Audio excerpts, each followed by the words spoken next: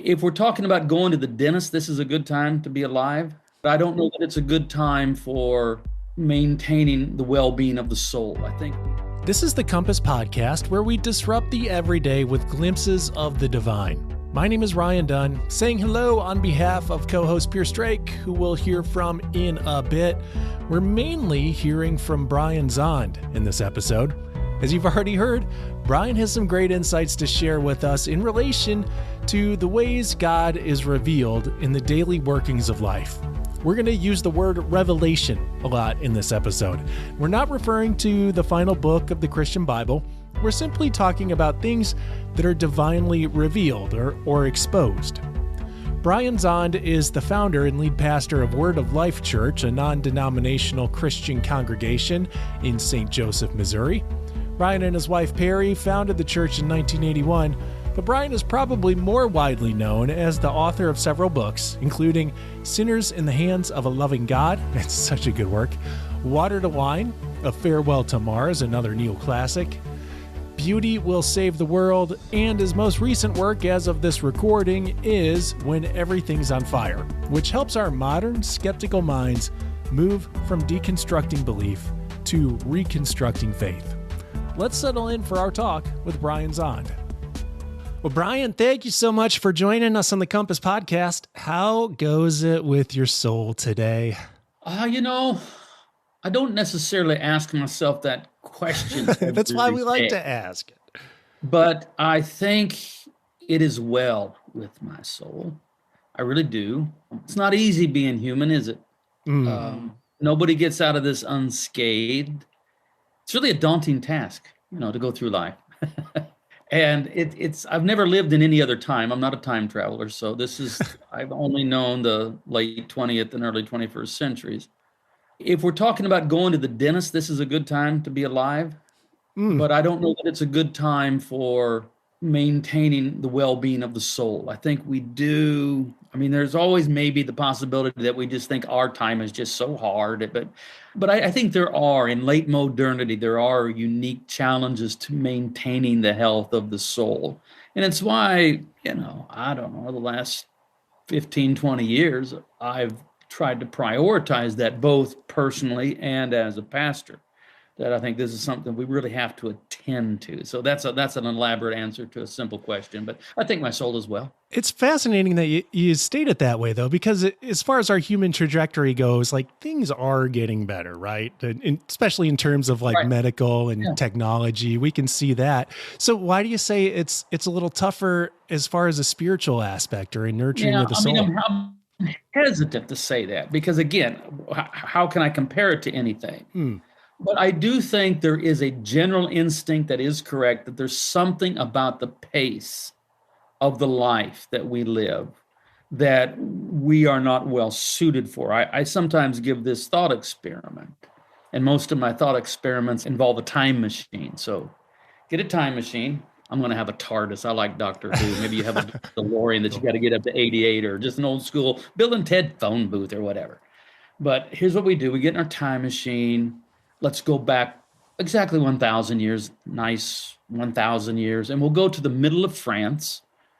So it's it's 1021. We just pop into the middle of France, and we're going to do something quite mean, actually. We're going to kidnap the first peasant we find. So we jump out of our time machine. We grab Pierre. He's there working in the field. Throw him in our time machine, zipping back to, you're in Nashville. We'll go to Nashville. Nashville 2021. And what we do is we have Pierre just live with us for 1 week. He goes where we go, sees what we see, do what we do. So it's like a bring a medieval to work week. And at the end of 1 week of Pierre experiencing 21st century life, put him back in the time machine, take him back to where we found him, let him go. And now here's where the thought experiment comes in.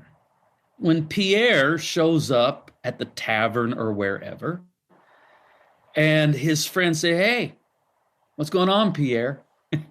How does he tell his tale? What does he say? I think that he might say something like, you're not going to believe this, but I was kidnapped by demons and I was taken to hell and I spent a week in hell. Oh, really? And so you went to hell. Well, I think that's what it was. So there's a lot of fire. No, not really fire, but I mean, it's never dark and not really. And they just go all the time.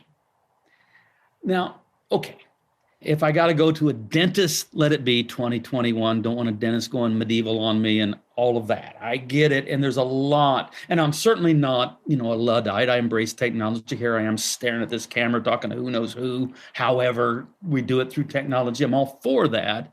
And yet, I just think that the pace of life has outstripped our ability to adapt to it in a healthy way in our soul. And also, if we move back the clock to what is the vast majority of human experience, I mean, you were tasked with carrying the burdens, the sorrows, the tragedies of your village. Today, I know so much of suffering all over the world. And in one sense, there's this pressure to deeply care or to feel like somehow I need to be alleviating some of this suffering all over the world. And that can become a problem to the point where we just say, I just can't bear it anymore. And so then we find means of escaping that, some of which may be healthy and some of which may be extremely unhealthy. And so I don't think I really want to switch place with a medieval. I think if I was suddenly thrown into that, I would find it very daunting and difficult and long to come back to now. But I also do feel like I'm on solid ground when I say we are facing unprecedented newness so fast that it's hard for us to adapt. And that's a challenge for the time which we live in. So I think as far as like whatever we mean by the well-being of the soul, I think we are facing unique challenges. And I think that for the church to have particular relevance and resonance in coming decades, the church or the part of the church or those churches that can credibly speak to this challenge, I think will find a new resonance and a new audience. I'll give you an example. I was speaking at a seminary out in California a couple of years ago, and during the break, I overheard a conversation with some of the seminarians. This woman said to her friend, she's working at Starbucks while going through seminary, and she said, I was telling my friends at Starbucks that I'm getting ready to go on a 3-day silent retreat, and that we have to turn in our phones, no technology, no phone, for 3 days. And my friend said, what? No phone for 3 days? I couldn't do that. I need to do that. I couldn't do that.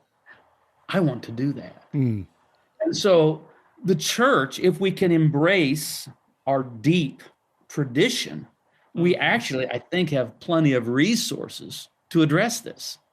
I mean, we actually have a very strong tradition in the contemplative and in formative spiritual exercises. I mean, we're actually well suited to be able to address this. But we're going to have to reach back.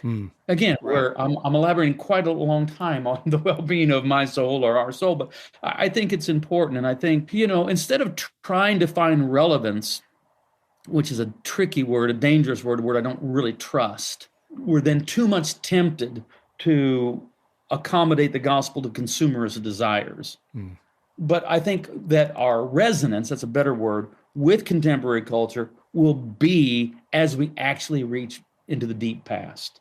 Contemporize it, make it so that it's accessible to our time, but it isn't by, just better technology on your big screen in church on Sunday morning that's really going to give resonance to contemporary time. I don't know anyone that would say, you know what, I slow down too much. I don't know that person, and I'd love to meet that person. I'd love to, in some degree, to become that person. But I don't know anybody that says that. I think everybody would resonate. I was a youth pastor for 12, 13 years, and we did those retreats where it was in the mountains, and the kids gave up their cell phones, and it was hell for them. And I use that word accordingly, not to be crass. It was hell for them to give up their phones on the drive at least purgatory. Yes, exactly. But on the way back, I couldn't give it to them, you know? Yeah, I understand. I've led those retreats in recent years. We've all done that. So I with guess adults. my question, yes. So my question is, we all understand, Christian, non-Christian alike, have this deep felt need within our soul, spirit, whatever we would call that, depending on where we are on a faith journey, that we are running too fast. To use Dallin Willard's quote, like we need to ruthlessly eliminate hurry in our society, but yet we don't have the discipline to actually go through with changing things the way that they are. What's the wall that's around us or that we're hitting that we go, hey, we all need this, but we cannot get through to it? I mean, I can't answer that question necessarily directly. I just say technology, that unless you're going to be a Cistercian monk, and even they may struggle with this, it's come at us so fast. I mean, I'm just back from my first international trip since COVID. I usually travel the world internationally 2, 3, 4 times a year or more, and I haven't been anywhere in 18 months, but I'm just back from Scotland. I can tell you, it's that right now, you could not travel without a cell phone. You just, at some point, you would have just been sitting on a curb somewhere weeping because you just couldn't have got it done. And so we have to learn to live with this, but it's so sudden that it's hard to have enough wisdom about how to do it, right? And so we're having to be in a hurry about learning how not to be in a hurry in our technology. We're trying to catch up with something that has come upon us so fast. You know, I mean, the healthy formation of the soul comes from wisdom traditions that typically develop over centuries. Yeah. But our digital age has happened in a matter of a few decades. And so it's happened so fast that it's hard to figure out what is the proper negotiation with this. I just 2 weeks ago was done led a week-long retreat in the mountains of Colorado where there was no cell phones. We didn't have to take away people's phones because there wasn't any signal and we weren't giving out the Wi-Fi, you know. And so, you know, everybody knows this. It's almost cliche now, but it's not cliche. Slow down, find some silence, get outdoors. We're too much indoors. And there's just something, I mean, indoors is, it compresses and it causes you to live in a small world necessarily. Outdoors, and especially some place that has a vista like the mountains where it's very open, that has, I don't know how people hear this, but that has an effect upon the soul. I know, because I've done it for decades now, that when I regularly retreat to the mountains, that my soul expands. My capacity to love, to understand, be empathetic, enlarges with the vista itself. Wow. And so these kinds of exercises, practices, retreats, disciplines are going to be very important that we develop them over the next, 10, 20 years. And hopefully the church, I mean, I don't expect all of the church to be on board with this. Some will be too just mesmerized by technology that they just want to use it all rather than question it and say, okay, I have to use some of this, I should use some of this, but I don't want to lose my soul in the process. And so I think there's going to be a lot of learning over the next 10 years, 20 years. I can't even remember what you asked me, but I just remember I don't know, and I think that's a very honest answer, that we're all trying to learn right now. Not all, but as we try to learn, that's all, probably the best we can say is we're trying to learn. And unless you are literally going to go into a monastical life. I mean, a real, like you're going to join the Benedictines or something. And even then, look, I know enough Benedictines. I'm with Benedictines a lot, and they got their cell phones and they're trying to figure it all out. We're in such a culture that values so much knowledge and empirical evidence, right? And maybe that's one of our barriers to slowing down, is that we need to collect more evidence to see, you know, whether it's really beneficial for us to slow down. Whereas when we just experience it, we know it's good. And in your recent book, When Everything's on Fire, I may be making a little bit of a jump here, but you line up faith as something that comes about in much the same way. Like we can't reason our way into faith, but faith is something experienced, is something revealed to us, and we know then that it is right. Can you describe for us, like, what was your faith revelation? Did it happen in an instant? Sort of. I want to answer this question in several ways, so bear with me. But okay. Well, to answer the latter part of that question, I grew up in a Christian home where church on Sundays was just what we did. And in retrospect, I would call it, basically a good church. I don't think today I would call it theologically adequate, but they loved one another, and it was a real church. But for me, growing up into my teen years, it was just on the periphery of my life. I mean, I didn't really think about it that much. It's just what we did. And I would have viewed Jesus sort of like, I would think of George Washington, just some sort of like famous historical figure that somehow matters. And then, unbidden, I'm gonna sound like a Calvinist now, and I'm not at all. Jesus Christ came crashing into my life in a very dramatic, almost mystical, or not almost, I would say a mystical way. I encountered Christ. It was sudden. It was shocking. It changed me overnight. I don't think most conversions are this way, should be this way, need to be this way, or are better if they're this way. I'm just telling my story. And so really overnight, everybody knew me as Fry. That's what everybody called me in school. And I'm in high school. And everybody found out within a few days that Fry had gone from being the high school Zeppelin freak to the high school Jesus freak. And people were shocked. Teachers were shocked. Friends, they would come up to me and they'd say, Fry, I can't believe what's happened to you. And I'd say, I know, right? I can't believe it either. Didn't see that coming. But it did. And that really gave me the trajectory of my life. I'm 62 now, and I'm talking about something that happened when I was 16, so I can't even do the math. It was a long time ago. But it's just been this one thing that I've done. I mean, I was leading a ministry by the time I was 17. Okay, none of this is counsel or advice or a pattern, but it was the Jesus movement that then turned into our church when I was 22. People ask me about planting a church. I said, I wouldn't know the first thing. I never planted a church. It just sort of accidentally happened. I just realized, I guess I'm a pastor now. Funny that. And first Sunday in November, it'll be 40 years that we've been doing that. All right, so I want to really open up this much more in a wide vista here. When we talk about modernity, or I think we're talking about the beginning of the Enlightenment mostly.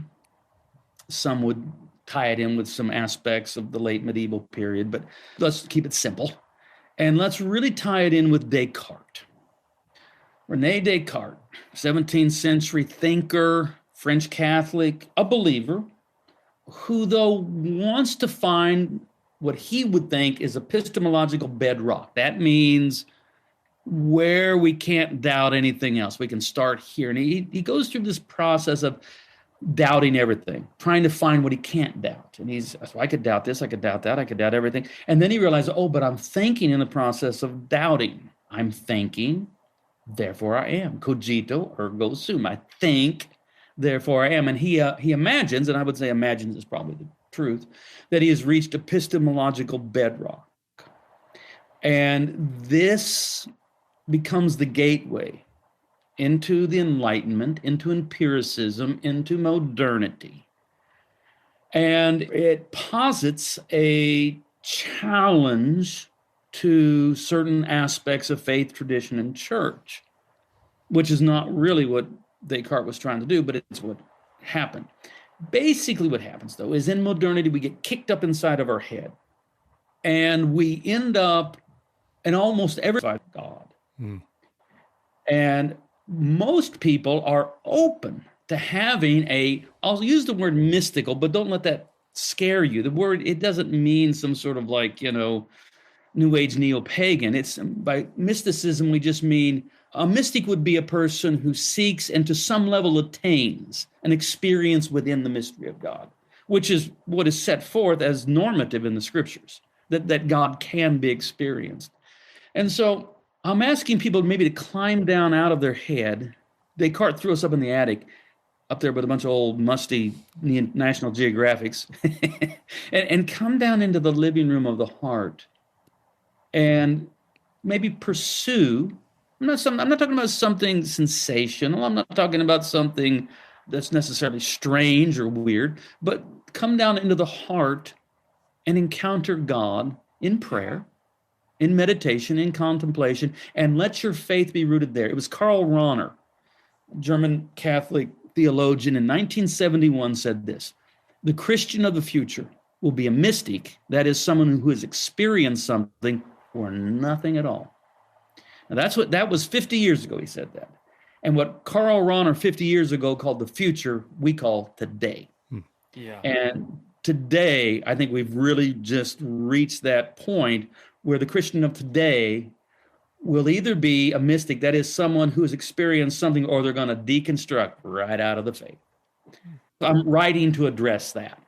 I think it's so needed because, we do have to kind of go on a parallel road a little bit. We have two different kind of thought processes in the modern, at least Western church, I would say the full church, of this kind of sensationism and continuanism, right, as how the Spirit moves, etc. And I would definitely belong to a continuanism. I would call myself somewhat of a mystic myself. And yet for a branch of the church that theologically continues to believe in the work and the power and the moving of the Holy Spirit, that his gifts are still available to all of us, live as the practical sensationist. There's this dichotomy there that says this is the life in which Jesus says, it's crazy. It's Jesus, it's better that I go so that right, so that the helper can come be with you and be with all of you. And yet we believe that, but yet our churches, in the way that we act and program and supply life and community for each other, practice it in a way that is void of that. And it lives all in the head, which, to be fair, to be honest, it was my journey back to faith. I was a pastor's kid who, I kind of have the typical pastor's kid model, became an atheist for 7 years, got to college. Somebody said, why don't you believe in Jesus? And I said, here, let me disprove, etc.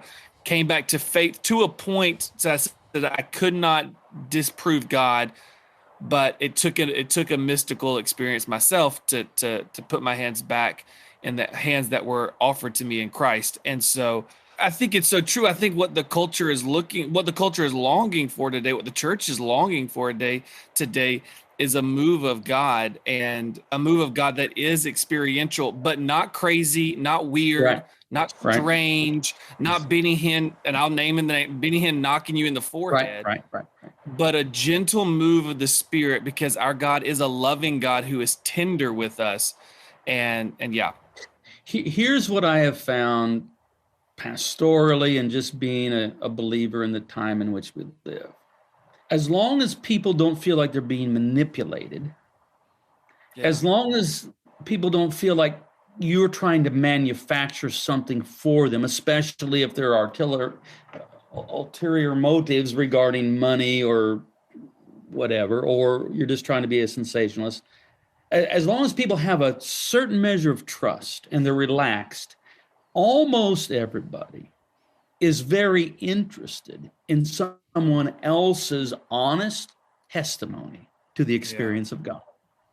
In fact, most, but not everyone. I mean, there are the angry, formed by, Hitchens and Dawkins and Dennett and Harris, that bunch. There are angry atheists who are actually protest atheists. They're not really disbelievers because they think about God as much as I do. But setting aside that group, most people actually even hope that there is a God that does love and that can be experienced.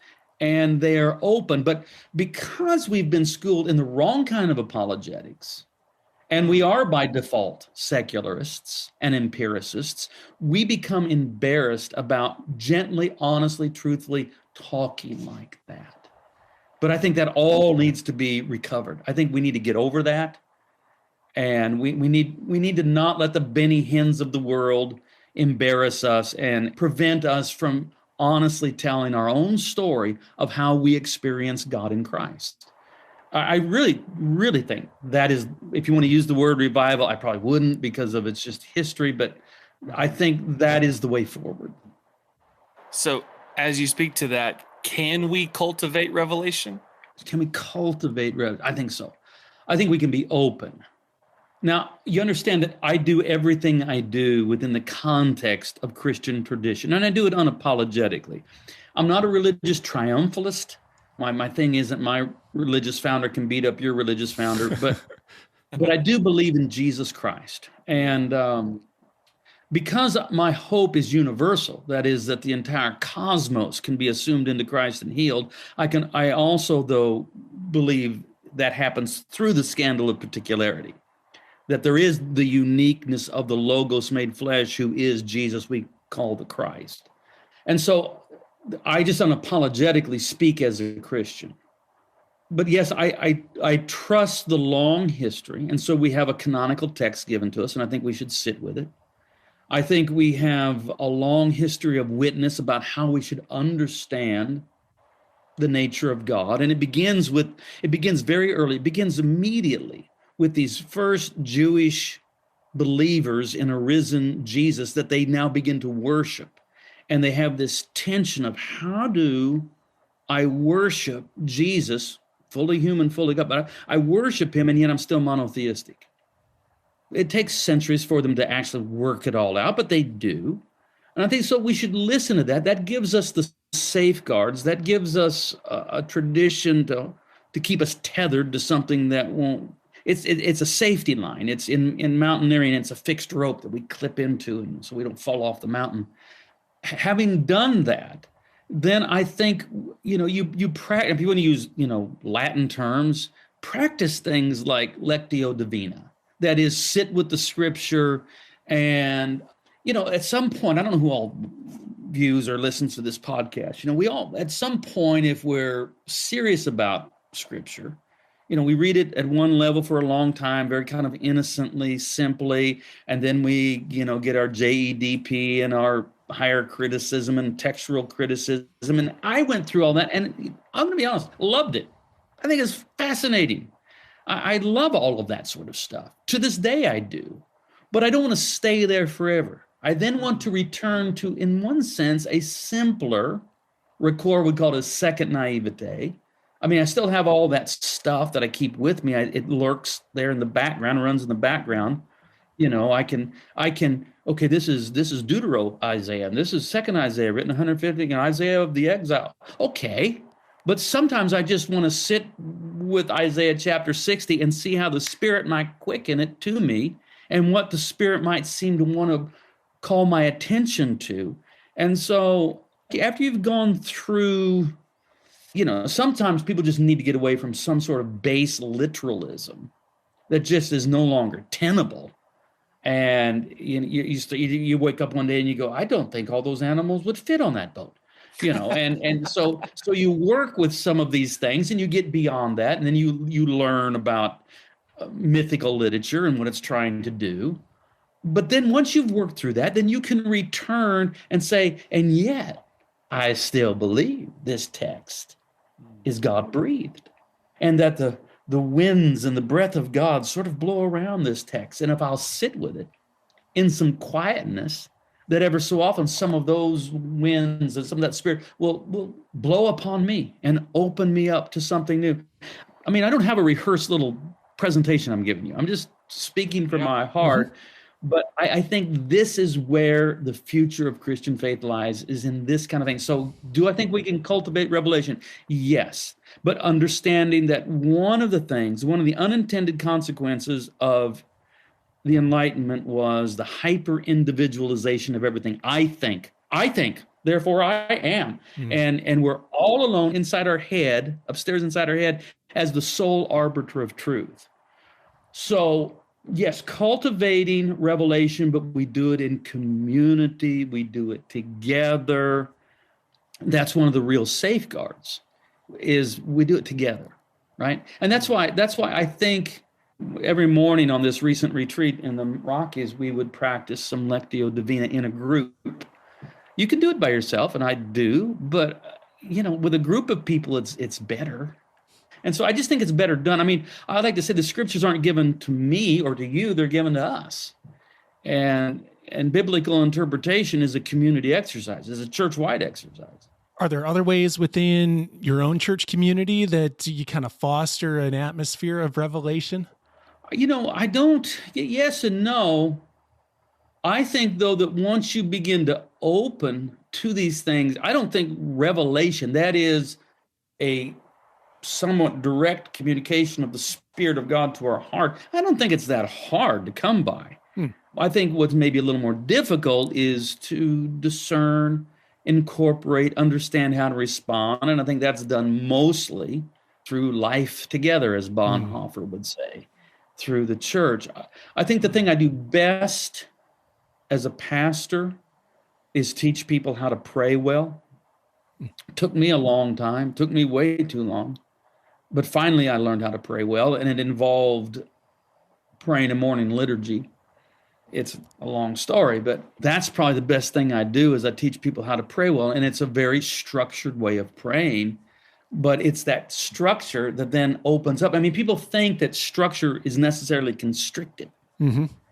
And I say, no, it's actually the opposite.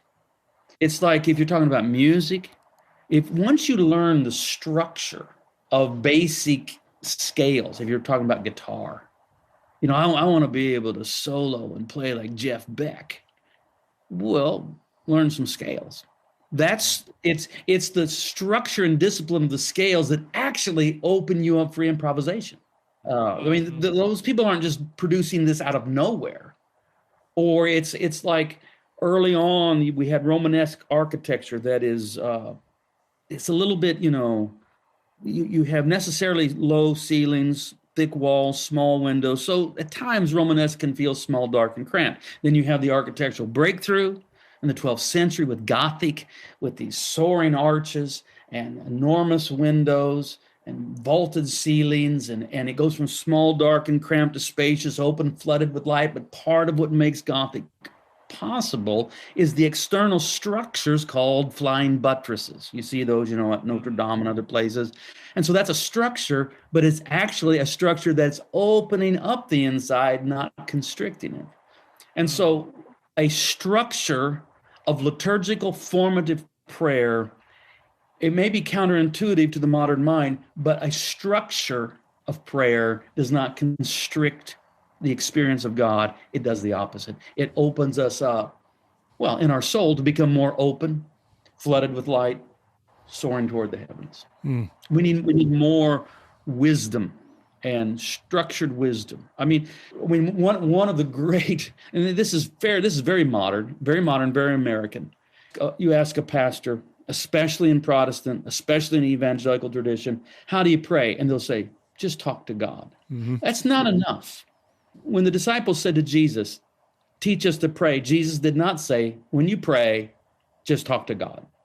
Rather, he said, when you pray, say, and he gave them a prayer, which is, by the way, what they expected anyway. I mean, that's how rabbis taught their disciples how to pray, by giving them prayers to pray. And so we need to reach back to some of these more ancient prayers that have been tested by time, vetted by the church, begin to incorporate them so that we can form our soul in such a way that revelation can come. I think maybe I could bring this home and answer this question. If you're interested in cultivating revelation, give your attention not to revelation, but to spiritual formation. Okay, so for example, there's radio waves here right now. I don't see them, but they're here. And if I got out and think of an analog radio, especially, one with the dial, you got to tune it in. It could be a little fuzzy, you turn it a little bit. Oh, there it is. I got the signal. I think spiritual formation, one of the things that happens is we tune in to the divine frequency, and that which we weren't hearing at all, or that which we were hearing in a kind of fuzzy, staticky way, now I'm picking it up. Yeah. But it isn't just one. I want to hear from God. Okay, well, but that's not where you start. Just the want to is nice, but I think it's the spiritual formation that then gives us the capacity to receive the revelation that's, God is the word. I mean, the word is there. The signal is being broadcast. It's not a matter of convincing God to say something. God is the word, the eternal logos. It's being broadcast. It's through the practices of spiritual formation, forming our soul or tuning our soul in, whatever metaphor you want to use, to the degree that we can pick that up. Yeah, I think for me, I'm 100% on board. And I think myself 5 or 6 years ago would have pushed back pretty hard, probably not on a podcast, but maybe off a podcast on the beauty of liturgical prayer.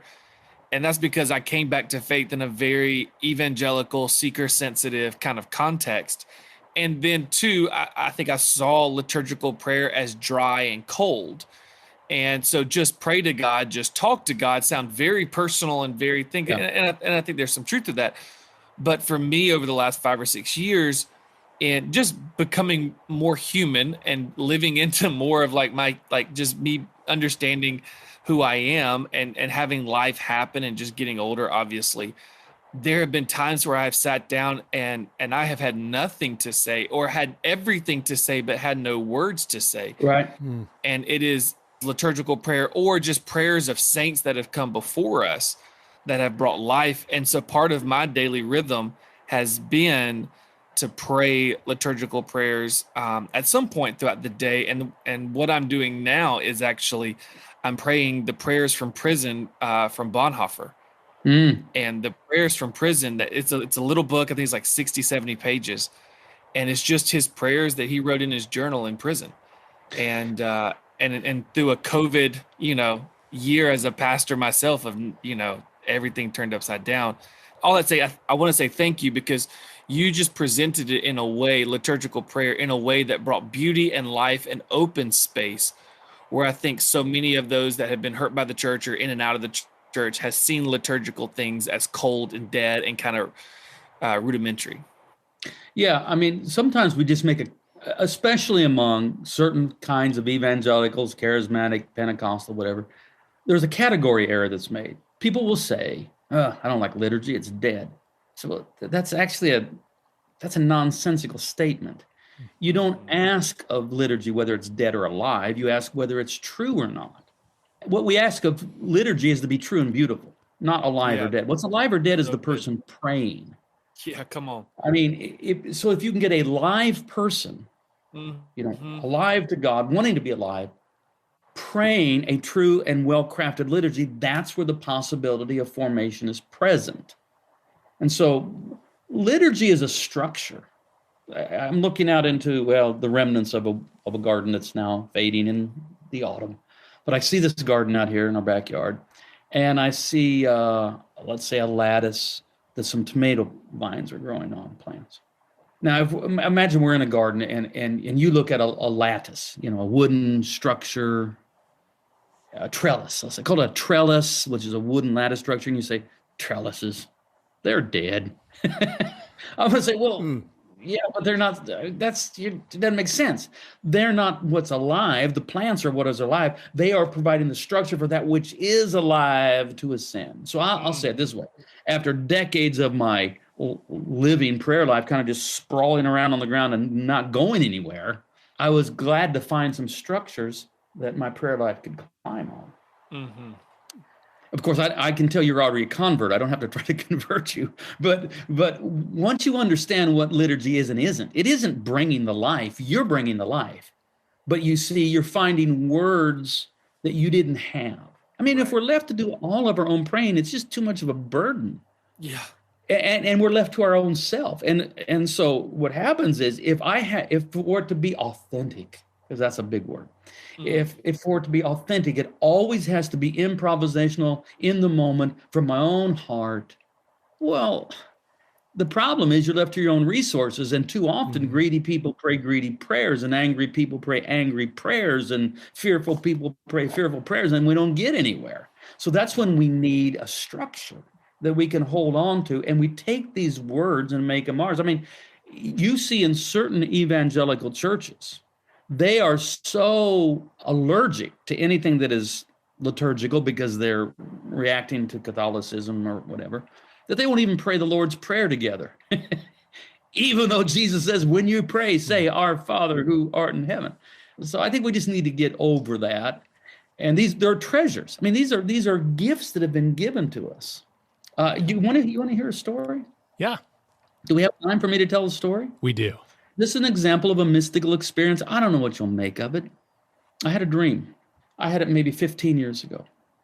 I dreamed that I was in New York City looking for the faith of Abraham.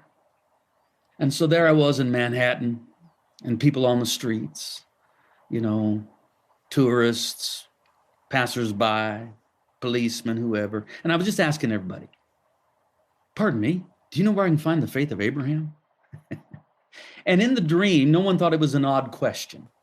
Everybody seemed to understand the nature of the question. They just didn't know. They would go, oh man, I don't know. I don't know. But they seemed to understand the nature of the question, but didn't know the answer. Then I saw a large crowd all moving in one direction. And well, maybe they know. And I fell in with the crowd. And the crowd led me to a big arena. Maybe it's like Madison Square Garden since we're in New York. And I went in, and there was a big Christian event going on, the kind I was quite familiar with. And it was fine, except I knew I wasn't going to find what I was looking for there. I was looking for the faith of Abraham. So I left, and I continued my search, but now on quieter streets, and I came upon this used bookstore. I went in. It was one of those little musty bookstores. The little bell at the top rings when you go in. It seemed like there wasn't anybody there, so I'm browsing around. Finally, I get to the back of the bookstore, and there, seated in a leather armchair, surrounded by tattered, old, neglected prayer books, sat Abraham himself in my dream. Now, in my dream, he had the appearance of the Jewish rabbi and philosopher Abraham Joshua Heschel.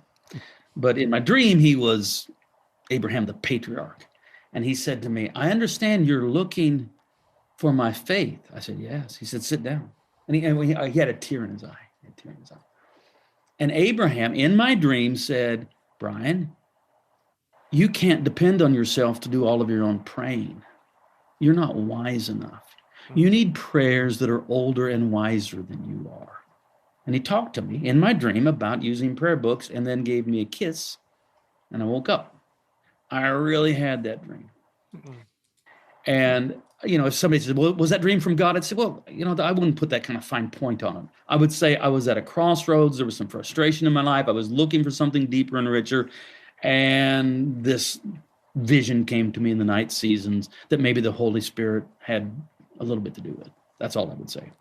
It did mark the point that I began to explore prayer books of all kinds. Mm. And you have to understand now, you have to just think of me as a Word of Faith charismatic, 18 years ago. And I started using prayer books. And then my pastor friends in my same flow hear me doing this. And of course, they don't do that. And they said, well, you're using prayer books. How come you're using prayer books? I said, because Abraham appeared to me in a vision and told me to use prayer books. And that kind of shut him up. And they but so that would be, that's rather, I don't want to say sensational, but it's a rather remarkable tale. But it really happened, of a dream. As strange as that sounds, if you actually read the Bible very often, because, I could see that happening in the Bible. I could see that happening. And so I think part of what has happened in modernity is mystical experiences have been sort of pushed off to the side or something to be embarrassed about, when actually they're quite normative in Scripture. Mm-hmm. Mm.